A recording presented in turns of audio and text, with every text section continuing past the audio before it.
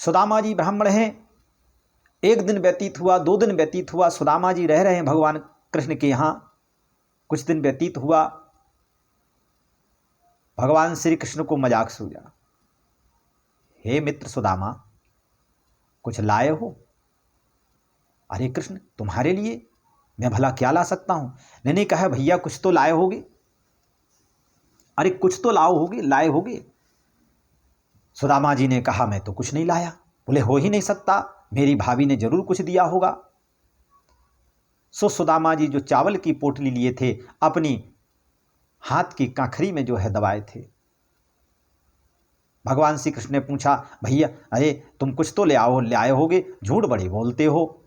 एक बार तुमने झूठ बोले थे, सो गुरु माता ने चना दिए थे, सो खा लिए थे। आज फिर भी अकेले खाने की इच्छा है क्या सुदामा? सुदामा ने कहा वही चना का तो मैं आज भुगतान भोग रहा हूं, क्योंकि आज मैं इतना गरीब हूं कि मेरे यहाँ कृष्ण मन में सोच रहे हैं सुदामा के खाने को नहीं है, बच्चों को पहनने के लिए कपड़ा नहीं है, निरंतर मैं कृष्ण कृष्ण जपता रहता हूं, इसलिए हे कृष्ण मैं कुछ नहीं लाया हूं। भगवान श्री कृष्ण मुस्कुराए और मुस्कुराने के बाद बोले हो ही नहीं सकता कि आप कुछ ना लाए हो।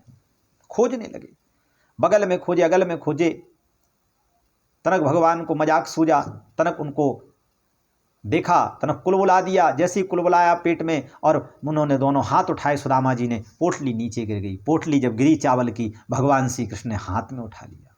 बड़े प्रेम से हमारे कृष्ण कन्हैया ने उस पोटली को खोला। खोलने के बाद पोटली में देखा कि उसमें चावल है, लेकिन कहीं कहीं पे आया कि चूड़ा था। तो 3 जगह 3 प्रकार का था, उसमें छोटा था, बड़ा था, मध्यम था। भगवान श्री कृष्ण चावल को देख करके विचार करने लगे कि वाह सुदामा वाह,